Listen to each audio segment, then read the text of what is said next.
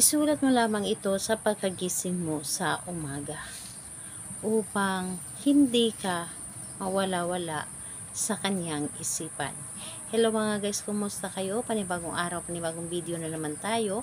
And sa araw na ito ay isa na namang video ang aking ituturo sa inyo ng simpleng gabay o simpleng pamamaraan na makakatulong sa atin. At bago ang lahat, gusto ko lang ma-disclaimer sa mga taong hindi naniniwala at hindi gusto ang mga kagaya ng video. Please skip this video and maghanap kayo ng videos na gustong gusto nyo dahil ang video na ito ay para lamang ito sa mga taong naniniwala and gusto mag-try.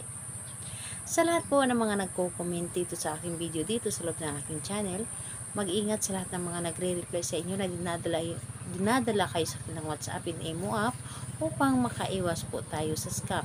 Ngayon po ituturo ko sa inyo paano po kayo hindi mawala-wala sa kanyang isipan. Paano kanya laging hanapin, paano ka lagi niyang gustuhin na makita ka o makasama ka. Ito ay pwedeng gawin sa parehasang kasarian, babae ito babae, and lalaki ito lalaki. And syempre na sa ating babae at lalaki na mag-partner. And pwedeng rin itong gawin kahit na kayo ay magkalapit at magka-LDR sa isa't isa. Dito po isula po tayo ditong dapat na ihanda kundi panulat lamang at inyong sarili. Yes po.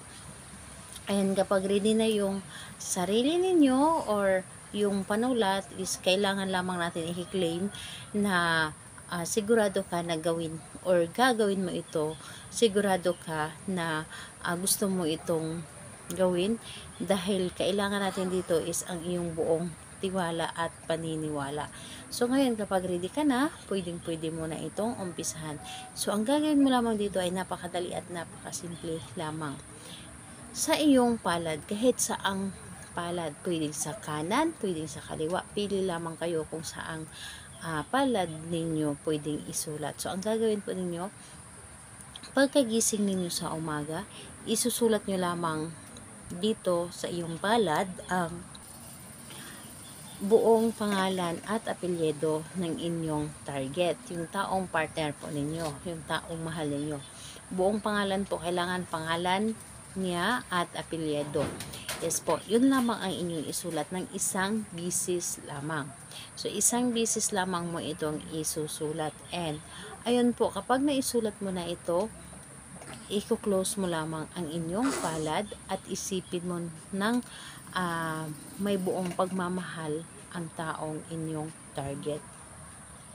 At saka ninyo sambitin yung buong pangalan niya at apelyido at sabihin po ninyo na mamimiss mo ako palagi. Hindi ako mawawala sa inyong isipan. Ako lamang ang gusto mong makasama o gusto mong makita, gusto mong makausap, makayakap, lahat na. Sabihin ninyo lahat-lahat kung ano man ang gusto ninyo.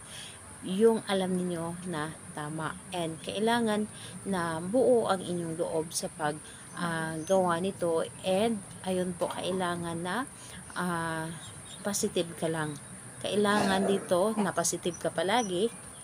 At hindi mo kailangan dito maging negatibo dahil kailangan natin dito ay positive na pag-iisip para mas mapabilis natin ang pagpagana sa ating mga ginagawa.